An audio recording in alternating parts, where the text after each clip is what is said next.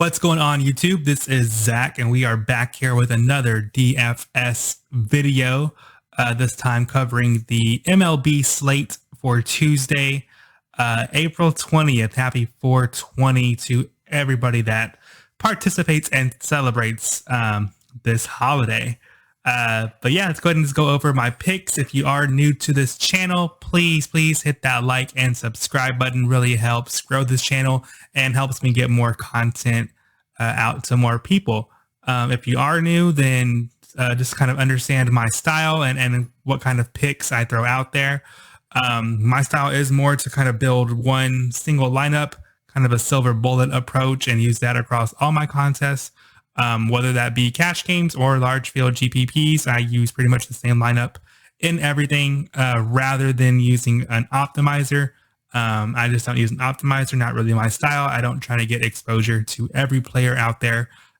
So again, this content is going to be geared more to those hand builds, single entry, single lineup type of contests. But yeah, again, just please hit that like and subscribe button.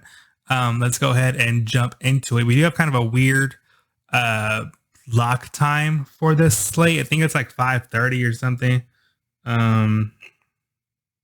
Yeah, 5:30 Central Time. It's a 13-game slate, so there are quite a few different teams on the slate. And again, it's a weird lock time at 5:30, but let's go ahead and jump into my favorite pitchers. So kind of a similar approach for me on this slate as it was yesterday, where I didn't really like any of the high-priced pitchers, and I kind of feel the same way against today for this slate. Just kind of starting at the top here, right? Like we have Corbin Burns from the Brewers going up at San Diego. Now, Corbin Burns is for sure an elite level pitcher, probably matchup proof. But for 10-8, I think I would rather have him in a little bit easier of a matchup than going up against the Padres in San Diego. But Corbin Burns by far has the talent and the skill set to still put up a really high quality DFS score. Probably not just where I get to. I like cheaper pitchers a little bit better. Chris Paddock, no way, in my opinion, is he worth that 10K price tag. What has he done? Not even like the first 3 starts this year, but going back to last year, he's kind of just living off his rookie name at this point. So going up against Milwaukee at 10K, being the second most expensive pitcher on the slate, yeah, not where I'm going. Zach Wheeler at 9.8 has a good matchup against the Giants, but again, not really feeling Zach Wheeler at 9.8. Then we have Jameson Taillon still priced over 9K for some reason, going up against the Braves. Absolutely not. Zach Gallen at Cincinnati in the very small ballpark there. Probably not, again, where I like to go either. We get Ryu going at Boston. Ryu's had a really good start to the season. But Boston is kind of getting hot right now, so I don't think I want to maybe play Ryu at this point. So then we kind of get into the first pitcher I actually really do like, which would be Mr. Charlie Morton at 8-1 going up against the Yankees. So Yankees, of course, still have some dangerous names in that lineup, but they are playing really poorly to start off the season, right? I think they're dead last in the AL right now, but yeah, those names just aren't hitting at the moment. And Charlie Morton last year in Tampa Bay is a guy that, really had high strikeout upside and can punch out a lot of batters. Yankees do strike out a lot. So yeah, I'm not really that scared of the Yankees lineup right now. I do like Charlie Morton. You've seen him go pretty deep, have his pitch count increase over his first 3 starts. Went from 76 pitches to 83 to 96. Strikeouts went 6, 4, and 7. Of course, this was against kind of a weaker Miami Marlins team, which we expect him to do good against, and then also against the Philadelphia Phillies twice. But yeah, I think I have a lot of interest here in Charlie Morton at 8-1. Is kind of just a guy I can kind of count on to get me, I think, 10 to 12 points with upside for a 20-plus game against the Yankees if that he's locating and Yankees are punching out. So I think I definitely like him better at his price point, better than kind of anyone else above him at this point. Eduardo Rodriguez at 8K against the Blue Jays. No, thank you. Sean Manaea against the Twins in Oakland. He had a really good game last game, but probably not where I'm getting to either. Jake Arrieta, no. Luis Garcia at Colorado, no. So like we kind of just keep going down the list. No one I really like. I would like Otani, but they're going to limit to him to about 75 pitches against the Rangers. If he had like no pitch count, I'd probably like Otani a lot more at 7.5. Maybe even with that pitch limit, he can maybe pay off that price tag. But I think I like some other pitchers a little bit more as well. So we kind of keep going down until we get to Mr. Luis Castillo against Arizona. No idea why he's priced this cheap at 6.6. But this is a guy we saw start off the season like above 9K. Definitely has, the talent and the skill level to really, really punish Arizona here. Even, in kind of the weaker ballpark in Cincinnati, Arizona lineup doesn't scare me at all. So yeah, Luis Castillo as of right now is probably my favorite pitcher on the slate at 6.6. I just think he's way too cheap. I know he got rocked in this very first start against St. Louis. This guy absolutely killed, didn't even make it out the third inning. But since then put up, let me see here, 5 strikeouts, no runs to Pittsburgh, and then 7 strikeouts, 4 runs to San Francisco. So still gave up some runs there, but I definitely like Luis Castillo a lot at this price point. Again, this is a guy we saw priced over 9K in the beginning of the season. So I do have some interest here at 6.6 going up against a decent matchup with Arizona, even in that kind of small hitters ballpark. So yeah, sign me up for some Luis Castillo. And then all the way at the bottom, I do also have some interest in Brad Keller at 5.4. I just think he's priced way too cheap. Another guy who got rocked in his first start against Texas, but had a really nice game or start last game against the Angels, where he was able to get 5 strikeouts, go 5.2 innings, only give up 1 run. Brad Keller, I think, priced way too cheap. And if you like expensive bats, I don't mind, punting with Keller at all. He's safe for at least 10 to 12 points, maybe with upside for a little bit more. But yeah, going up against Tampa Bay, we just saw Danny Duffy cruise through them today. So Brad Keller, I am interested in him as well at 5.4. Although as of right now, if I'm building my one lineup, I do probably go Morton and Castillo. I just feel a little bit safer with those two, obviously. But yeah, really only like kind of 3 pitchers for right now. So trying to narrow it down which ones I want to use in my lineup. But I think I'll for sure be locking in Castillo as one of them. So now we have my favorite stacks on the slate. Again, it's a large 13-game slate, so I would have thought I would have had more interest in some different stacks.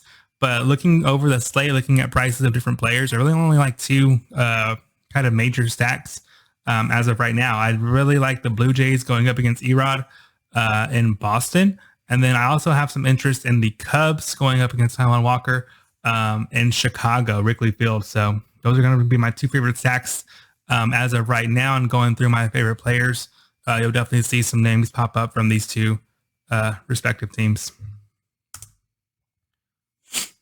Let's go ahead and start out with my favorite studs. So these are going to be hitters priced above 5K that I really have some interest in. Starting off with Mr. Vlad Guerrero Jr. at first base, priced at 5.3. Again, Blue Jays probably one of my 2 favorite stacks on the slate, and you got to have some interest in Mr. Vlad Guerrero. If you're having interest in a Blue Jay stack going up against Erod, a lefty, he's been really kind of seeing the ball well recently. Only 1 strikeout over his last 3 games, and so yeah, definitely has some interest in Vlad to possibly take Erod deep in this game here. So of course, again, Blue Jay stack can have some interest in the main guy on Vlad Guerrero.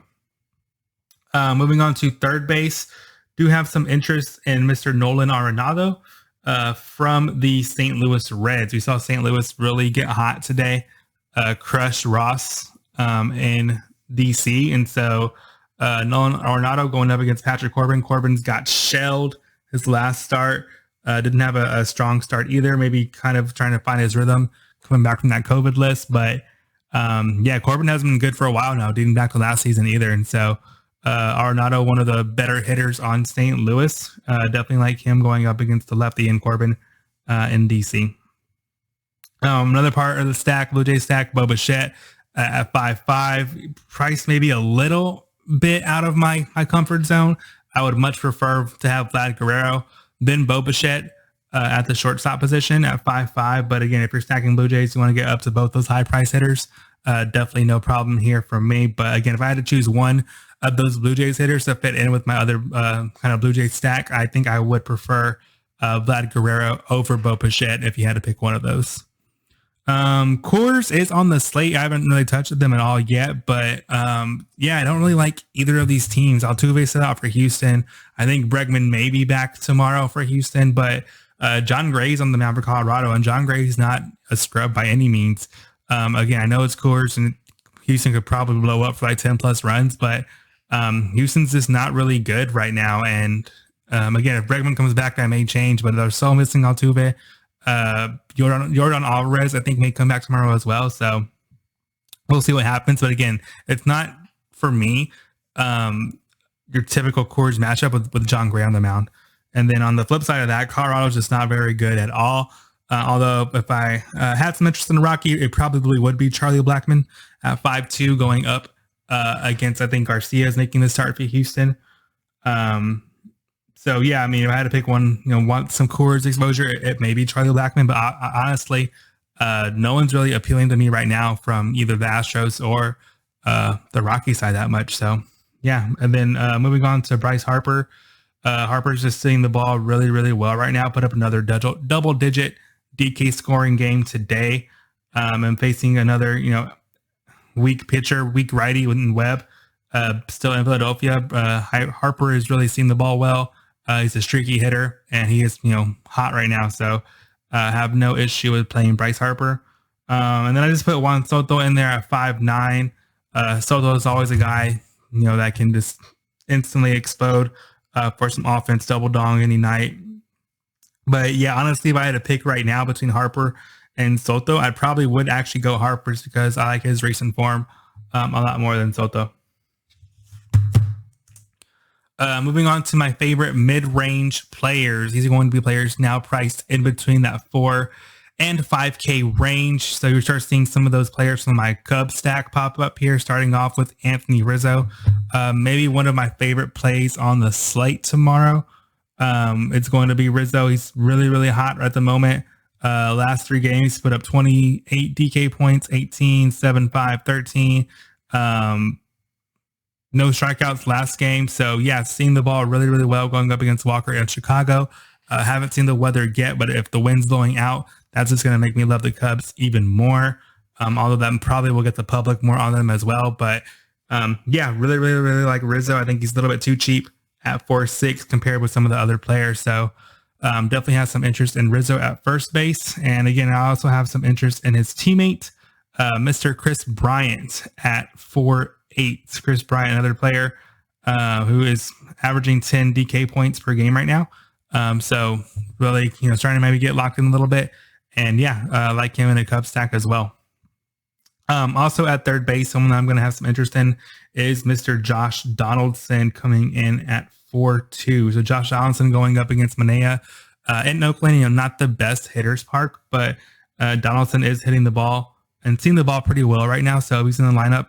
Definitely no issues with going to Donaldson as a one-off from that Twins. Gets a little bit of Twins exposure as well. And then we have Michael Brantley at 4.6. So Brantley, one of the few Houston pieces that I may have some interest in. Again, he's a lefty going up against righty John Gray. Not really looking to stack the Astros. But Brantley as a one-off is someone, that can have a little bit of upside. Although he's maybe a little bit, he's probably like accurately priced for me. I wouldn't say he's too expensive or too cheap, but just not really a good value, in my opinion. But if you want some Houston exposure, Brantley would probably be my favorite piece. As of right now, of course, unless we hear like maybe Alvarez or Bregman comes back in the lineup. But right now, Brantley probably my favorite piece of Houston. Then moving on to my favorite scrub plays. These are going to be players priced under 4K. So a lot of the times you'll see players that kind of just fit my stacks I really like. That's going to be the case for Alejandro Kirk, the catcher for Toronto. Although DJ Stewart, that Boston Miami game is kind of appealing to me. DJ Stewart priced under 3K has some pop in that bat going up against a weaker pitcher for Miami. So I could definitely maybe see him as a one-off for some cap space if needed. Yeah, I do kind of like some DJ Stewart also. Tucker Barnhart for Cincinnati at catcher. I have some interest there as well. Paul DeJong at shortstop at 3.7. DeJong double dong today. Don't expect a repeat of that, but again, Patrick Corbin has been getting rocked lately a lot. I don't think he'll bounce back tomorrow. Maybe the Cardinals again, could stay hot tomorrow, and Paul DeJong, as long as he has a good spot in that lineup order, can definitely see getting to him at kind of one of the weaker positions in the shortstop on the slate at a really solid price of 3.7. Lourdes Gurriel, again, another Toronto Blue Jay piece, very affordable at 3.6. I'll probably have a lot of interest in him as well. And then Jock Peterson for the Cubs at 3.5. I think he's a little bit too cheap as well. Also just kind of fitting in that stack for Chicago.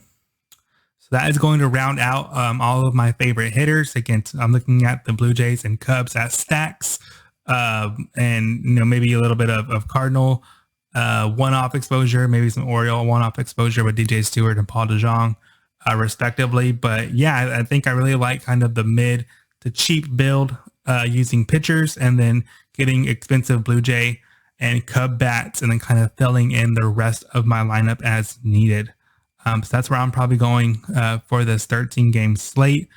Again, thank y'all for tuning in and watching this video. And please, please, please hit that like and subscribe button. I think right now we're like at 133 subscribers. So trying to get to that 150 mark, hopefully within the next week or so. That'll be super great. Really awesome. And again, I really appreciate all of y'all's support. So let's go get that baseball money, guys. Later.